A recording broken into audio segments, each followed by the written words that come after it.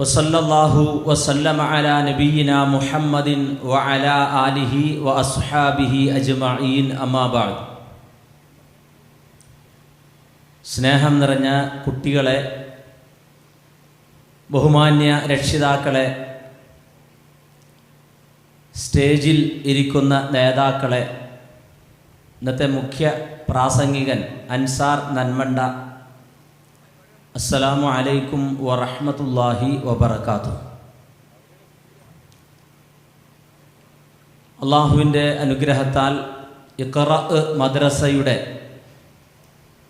3ാമത്തെ വർഷവും കഴിഞ്ഞ് അതിൻ്റെ വാർഷിക പരിപാടിയുടെ സമാപനത്തിലാണ് നമ്മളുള്ളത്. ലോകത്ത് 2 തരത്തിലുള്ള വിജ്ഞാനങ്ങൾ പഠിപ്പിക്കപ്പെടുന്നുണ്ട്. അതിൽ ഒന്ന് ഭൗതിക ലോകത്ത് ജീവിക്കാനും ഇവിടത്തെ ജീവിതം എത്ര കണ്ട് മോടി കൂട്ടാൻ പറ്റുമോ അത്ര കണ്ട് മോടി കൂട്ടാൻ പറ്റിയ വലിയ വലിയ കോഴ്സുകളൊക്കെ എടുത്ത് പഠിക്കുന്ന വിദ്യാർത്ഥികൾ നമ്മുടെ കൂട്ടത്തിലുണ്ട്. എന്നാൽ ഇൽമ് നാഫി ആവുക, വിശുദ്ധ ഖുർആനിൽ വഖുർ റബ്ബി സിദ്നി ഇൽമൻ എന്ന് വിശുദ്ധ ഖുർആൻ പറഞ്ഞില്ലേ? എനിക്ക് നീ ഉപകാരപ്രദമായ ഇൽമു വർദ്ധിപ്പിച്ചു തരണമേ. ആ ഇൽമുൻ നാഫി, അതാണ് മദ്രസയിൽ നമ്മൾ കൊടുക്കുന്ന വിദ്യാഭ്യാസം എന്ന് പറയുന്നത്. ഉപകാരപ്രദമായ വിദ്യാഭ്യാസം. ആ വിദ്യാഭ്യാസത്തിനുള്ള പ്രത്യേകത അത് ഈ ലോകത്തേക്ക് മാത്രമല്ല, നാളെ പരലോകത്തേക്കും കൂടി ആവശ്യമായതാണ്. അപ്പോൾ ഇരു ലോകത്തേക്കും ആവശ്യമായ ഇൽമുൻ നാഫി ആയ ഈ വിദ്യാഭ്യാസത്തിനാണോ നമ്മൾ പ്രാധാന്യം നൽകേണ്ടത്? അതല്ല ക്ഷണികമായ ഭൗതിക ജീവിതത്തിന് ആവശ്യമായ വെറും ഭൗതിക വിദ്യാഭ്യാസത്തിനാണോ നമ്മൾ കൂടുതൽ പ്രാധാന്യം നൽകേണ്ടത് എന്ന് നമ്മൾ സ്വയം ചിന്തിച്ചാൽ നമുക്ക് മനസ്സിലാക്കാവുന്നതേ ഉള്ളൂ.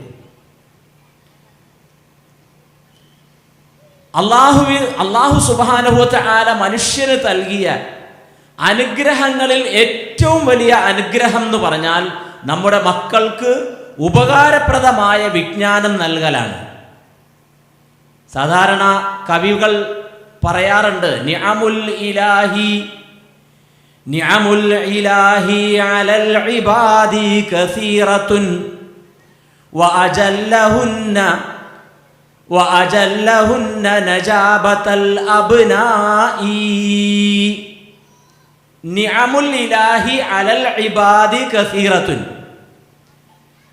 അടിമകൾക്ക് അല്ലാഹു സുബ്ഹാനഹു വ തആല ചെയ്തു കൊടുത്ത അനുഗ്രഹങ്ങൾ ഒരുപാടുണ്ട്. വഅജല്ലഹുന്ന നജാബത്തൽ അബ്നാഇ. ആ വിജ്ഞാനങ്ങളിൽ ഏറ്റവും പ്രധാനപ്പെട്ട ഇരു ലോകത്തേക്കും പ്രയോജനം ചെയ്യുന്ന വിദ്യാഭ്യാസം എന്നത് അത് ഈ ഇൽമ് അഥവാ മതപരമായ വിദ്യാഭ്യാസമാണ് എന്ന് പൂർവിക പണ്ഡിതന്മാരെല്ലാവരും നമുക്ക് പഠിപ്പിച്ചു തന്ന കാര്യമാണ്. അപ്പോൾ ഒരു രക്ഷിതാവിനെ സംബന്ധിച്ചിടത്തോളം തൻ്റെ ജീവിതത്തിൽ തൻ്റെ മകന്, തൻ്റെ മകൾക്ക് മതപരമായ വിദ്യാഭ്യാസം നൽകുക, ഇൽമു നാഫിയായ ഇൽമു നൽകുക എന്നതിനേക്കാൾ കവിഞ്ഞ ഒരു സൗഭാഗ്യം എന്റെ ജീവിതത്തിൽ ലഭിക്കാനില്ല എന്ന്. അതുകൊണ്ടാണ് മദ്രസാ വിദ്യാഭ്യാസത്തിന് നമ്മൾ ഏറെ പ്രാധാന്യം നൽകി കുട്ടികൾക്ക് ആ മദ്രസ കൊടുക്കേണ്ട സമയത്ത്, ഈ മദ്രസാ വിദ്യാഭ്യാസത്തിന് ഒരു പ്രത്യേകത ഉണ്ട്, അത് കൊടുക്കേണ്ട സമയത്ത് തന്നെ നമ്മൾ കൊടുക്കണം. കുറെ കഴിഞ്ഞ് നമുക്ക് മദ്രസയെ കുറിച്ച് ആലോചിച്ചിട്ട് കാര്യമില്ല. ഒരു കുട്ടിക്ക് അവന്റെ 10-15 വയസ്സിനുള്ളിൽ ഈ മദ്രസാ വിദ്യാഭ്യാസം സ്കൂൾ പഠനത്തോടൊപ്പം ലഭിച്ചിരിക്കണം. അതും കഴിഞ്ഞ് 15 വയസ്സും കഴിഞ്ഞ് അവൻ വലിയ ഡിഗ്രികളിലേക്കും +2ലേക്കും ഒക്കെ എത്തിച്ചേർന്ന് കഴിഞ്ഞാൽ പിന്നെ അവനെ സംബന്ധിച്ചിടത്തോളം ഈ മദ്രസാ വിദ്യാഭ്യാസം പ്രാപ്യമാക്കുക എന്നത് വളരെ പ്രയാസകരമായ കാര്യമായിരിക്കും. അപ്പൊ അതുകൊണ്ടാണ് അത് കൃത്യമായ സമയത്ത് തന്നെ നൽകണം എന്ന് പറയാൻ കാരണം.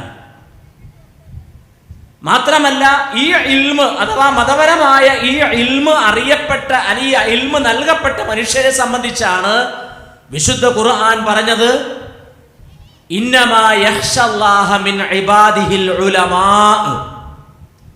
തീർച്ചയായും അള്ളാഹുവിനെ ഭയപ്പെടുക അവന്റെ അടിമകളിലെ വിജ്ഞാനകുതുകികളായ അല്ലെങ്കിൽ വിജ്ഞാനം നൽകപ്പെട്ട ഉലമാക്കളായ ആളുകളാണ് അള്ളാഹുവിനെ ഏറ്റവും കൂടുതൽ ഭയപ്പെടുക എന്ന് വിശുദ്ധ ഖുർആൻ നമുക്ക് പറഞ്ഞു തന്നതിന്റെ സാരം അതാണ്.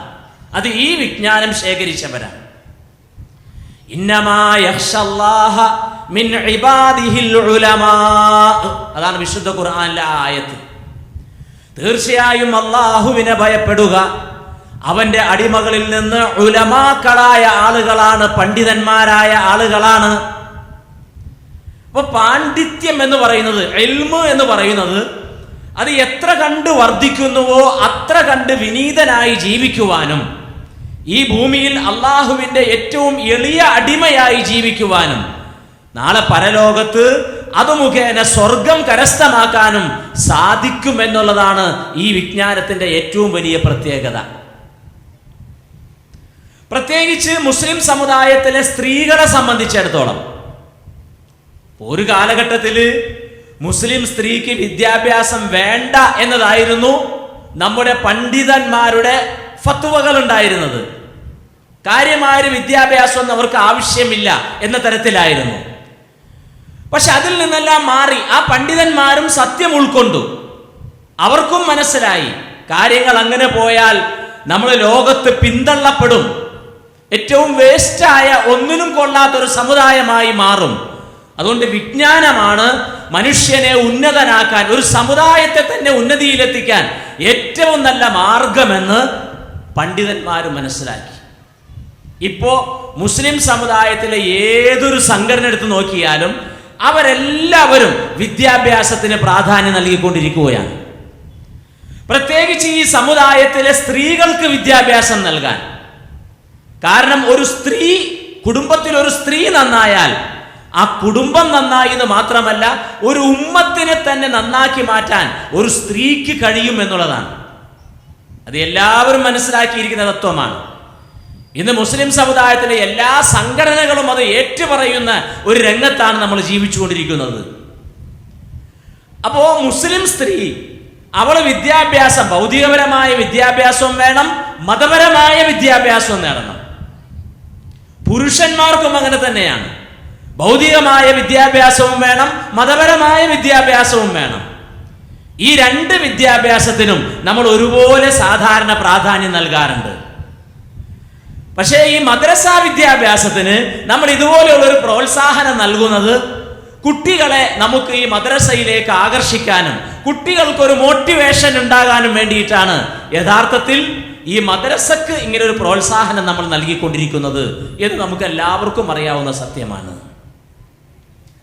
സഹോദരന്മാരെ, മുസ്ലിം സ്ത്രീയുടെ വിദ്യാഭ്യാസത്തെ സംബന്ധിച്ച് പറയുമ്പോൾ പണ്ട് ഈജിപ്തിൽ ഒരു കവി ഉണ്ടായിരുന്നു.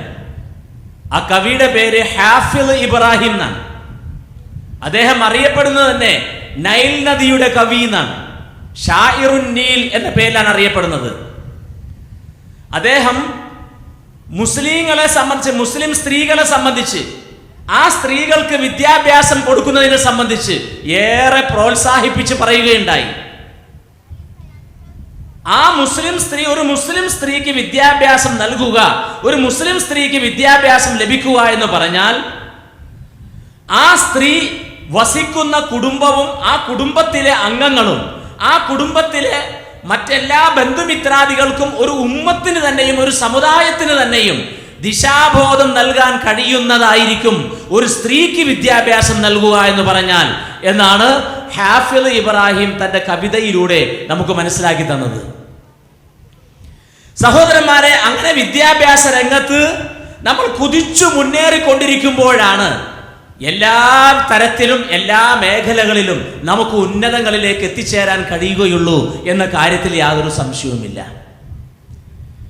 വിശുദ്ധ ഖുർആനിൽ അല്ലാഹു സുബ്ഹാനഹു വ തആല പറഞ്ഞ അള്ളാഹുവിന്റെ വിനീതനായ അടിമയായി മാറണമെങ്കിൽ, വിനീതയായി അല്ലെങ്കിൽ അള്ളാഹുവിന്റെ വിധിവിലക്കുകൾ അനുസരിച്ച് ജീവിക്കുന്ന യഥാർത്ഥ മുത്തഖിയായ, ഈമാനും ഇഖ്ലാസുമുള്ള, ഈമാനും തഖ്വയുമുള്ള മുസ്ലിം പുരുഷന്മാരും മുസ്ലിം സ്ത്രീകളുമായി ഈ ഉമ്മത്ത് തീരണമെങ്കിൽ, തീരണമെങ്കിൽ തീർച്ചയായും ഈ വിദ്യാഭ്യാസം, മദ്രസ വിദ്യാഭ്യാസം അടിസ്ഥാനപരമായി നമ്മൾ അവർക്ക് നൽകേണ്ടതാണ് എന്ന കാര്യത്തിൽ യാതൊരു സംശയവുമില്ല. ഇന്ന് മദ്രസ വിദ്യാഭ്യാസം നൽകാൻ അല്ലെങ്കിൽ മതപരമായ അറിവ് നൽകാൻ ഒരുപാട് വേദികളാണ് നമുക്കുള്ളത്, ഒരുപാട് മേഖലകളാണുള്ളത്. മദ്രസ വിദ്യാഭ്യാസത്തിന് പുറമെ വലിയ ആളുകൾക്ക് മതം പഠിക്കാൻ, വലിയ ആളുകൾക്ക് ദീൻ പഠിക്കാൻ, അവർക്ക് ഖുർആൻ പഠിക്കാൻ, അവർക്ക് ഹദീസ് പഠിക്കാൻ QHLS പോലെയുള്ള ഖുർആൻ ഹദീസ് ലേണിംഗ് സ്കൂളുകൾ പോലെയുള്ള ഏത് പ്രായക്കാർക്കും പഠിക്കാൻ പറ്റിയ സംവിധാനം നമ്മൾ മുസ്ലിം സമുദായത്തിനുള്ളിൽ എല്ലാ സംഘടനകളും ഉണ്ടാക്കിയിട്ടുണ്ട്. നമുക്കെല്ലാവർക്കും അറിയാവുന്ന യാഥാർത്ഥ്യമാണത്. അപ്പൊ ഖുർആൻ പഠിക്കുക, ഹദീസ് പഠിക്കുക, ഇസ്ലാമിനെ അടുത്തറിയുക, പ്രത്യേകിച്ച് ഇസ്ലാമിനെ തനതായ രീതിയിൽ മനസ്സിലാക്കുക, അതും വിശുദ്ധ ഖുർആനിന്റെയും തിരുസുന്നത്തിന്റെയും അടിസ്ഥാനത്തിൽ ഇസ്ലാമിനെ മനസ്സിലാക്കുക, അതിനാണല്ലോ ഏറെ നമ്മൾ പ്രാധാന്യം നൽകേണ്ടത്. സഹോദരന്മാരെ, നമുക്ക് ഇന്ന് മുഖ്യ പ്രഭാഷണം നടത്താൻ ഏറ്റിരുന്ന അൻസാർ നന്മണ്ട വേദിയിൽ എത്തിച്ചേർന്നിട്ടുണ്ട്. എൻ്റെ വാക്കുകൾ ഞാൻ ഇനി ദീർഘിപ്പിക്കുന്നില്ല. അദ്ദേഹം വളരെ പ്രയാസപ്പെട്ടും യാത്രാക്ഷീണവും ഒക്കെ അനുഭവിച്ചാണ് ഇവിടെ എത്തിയിട്ടുള്ളത്. അല്ലാഹു സുബ്ഹാനഹു വ തആല അദ്ദേഹത്തിന് നമുക്ക് ഈ മഹത്തായ അറിവ് പകർന്നു തരാനും ഇവിടെ നമുക്ക് നല്ല പ്രഭാഷണം നടത്താനും അദ്ദേഹത്തിന് അല്ലാഹു സുബ്ഹാനഹു വ തആല ആഫിയത്തും ദീർഘായുസ്സും അല്ലാഹു സുബ്ഹാനഹു വ തആല അദ്ദേഹത്തിന് നൽകുമാറാകട്ടെ എന്ന് ആത്മാർത്ഥമായി പ്രാർത്ഥിക്കുന്നതോടൊപ്പം ഞാൻ എൻ്റെ വാക്കുകൾ അവസാനിപ്പിക്കുകയാണ്. വആഖിറു ദഅവാനാ അനിൽ ഹംദുലില്ലാഹി റബ്ബിൽ ആലമീൻ. അസ്സലാമു അലൈക്കും വറഹ്മത്തുള്ളാഹി വബറകാതുഹു.